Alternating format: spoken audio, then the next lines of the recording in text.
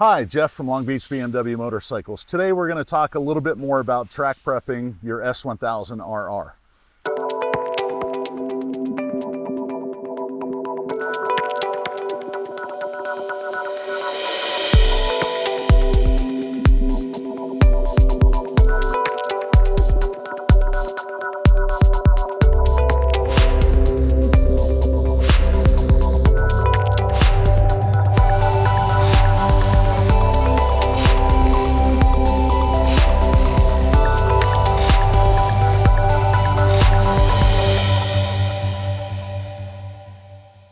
Most of what we're going to talk about is, of course, going to be shown to you on a new K67 S1000RR, but a lot of this is going to apply even if you have an older double R or a Honda, Yamaha, Suzuki, but we're going to show you on a K67 S1000RR.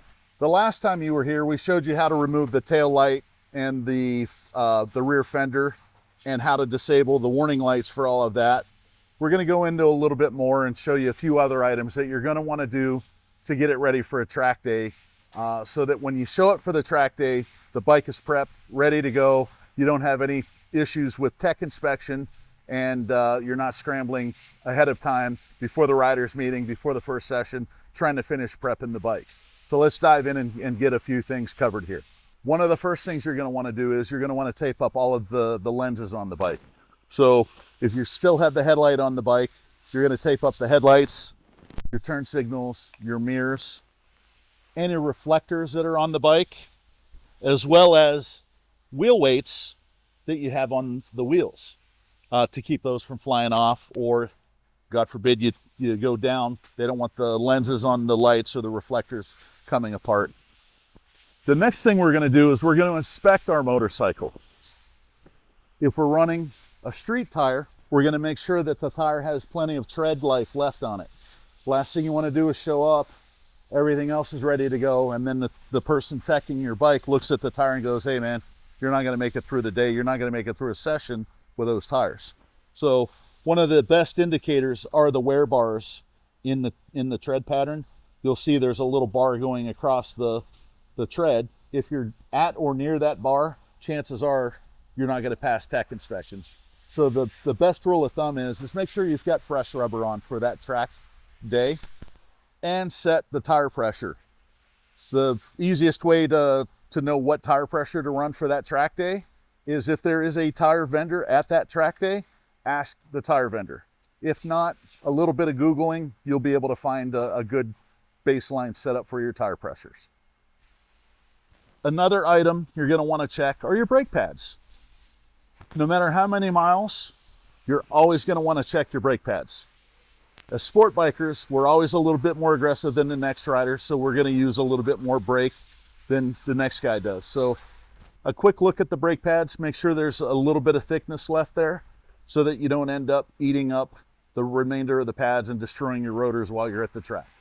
Another very critical thing that a lot of people overlook, chain tension. This is a brand new bike. The chain has no slack in it yet because the chain hasn't had the initial run in and stretch on it, but you want to make sure that there's, on these bikes, you want to somewhere around 40 millimeters of slack on it so that the suspension will actually articulate and it doesn't bind up on you while the suspension is going through the range of motion. So again, this chain is a little on the tight side here, and what I'm looking for on this is when I move the chain, what I want it to do is just barely touch the bottom of the swing arm right here, and we're a little bit short of that. We come over here so this chain is actually ran in and adjusted properly.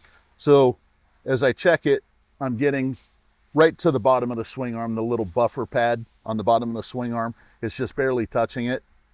So